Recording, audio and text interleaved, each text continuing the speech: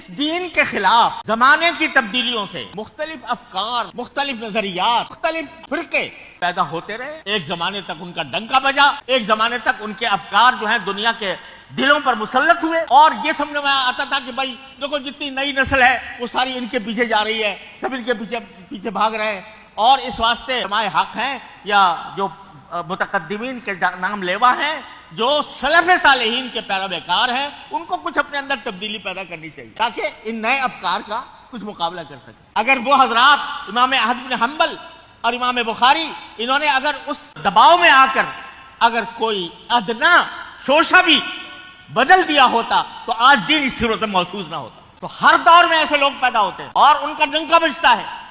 ان کے بارے میں کہا جاتا ہے بھئی بڑے مؤثر، ان کا کلام بڑا مؤثر ہے، لوگ ان کے پیچھے چل رہے ہیں.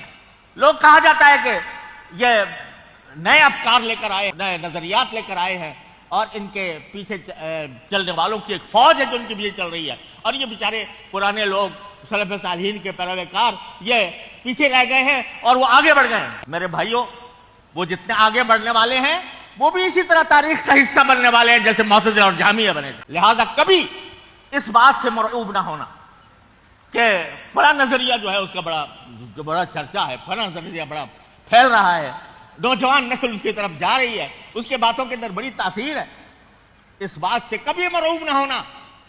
یہ سارے نظریات، سارے افکار جو مان علیہ واصحابہ کے خلاف ہے، سب مٹنے والے ہیں. ایک دن وہ بھی تاریخ کا حصہ بنیں گے جس طرح معتزلہ اور جہمیہ بن گئے. تو اس واسطے میں اس کتاب التوحید کو میں ایک سبق کے طور پر پڑھتا ہوں کہ دیکھو یہ سارے تھے، کہاں گئے؟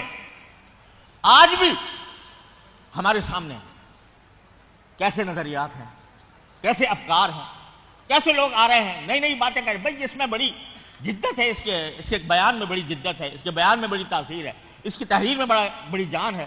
یہ لوگ جو ہیں وہ اس کے پیچھے چل رہے ہیں. ڈنکا بجا ہوا ہے کن کے بعد؟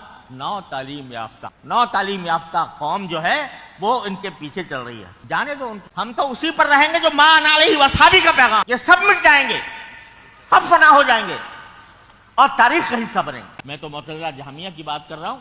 ہمارے بر صغیر کے اندر تاریخ پر نظر ڈالو تو ایک زمانے میں مشرقی صاحب چل رہے ہیں، ان کا ڈنکا بجا ہوا ہے، ان کی تحریریں پڑھی جا رہی ہیں، ان کے نظریات اپنائے جا رہے ہیں. آج کوئی جانتا ہے مشرقی صاحب کو؟ ان کی تحریر کوئی پڑھتا ہے؟ غلام احمد پرویز صاحب تھے، ایک زمانے میں کہا جاتا تھا کہ بھائی علماء کے پاس ان کا توڑ نہیں ہے سوائے کفر کے فتوے. لیکن آج دیکھو کوئی پڑھتا ہے غلام احمد پرویز کی کتابیں؟ وہ کباڑیوں کے ہاں بک رہی ہیں. تو میرے بھائیوں، اپنے آپ کو مان علیہ واصحابہ کا پیغام دینے والا بنو، اور کسی بھی ادھر ادھر کی تحریکوں سے، ادھر ادھر کے نظریات سے یہ نہ سمجھنا کہ اسلام میں آج ترمیم کی ضرورت پیش آ گئی ہے، اسلام کے ہمیں اپنے سلف صالحین کے طریقے سے بدلنے کی ضرورت پیش آ گئی ہے.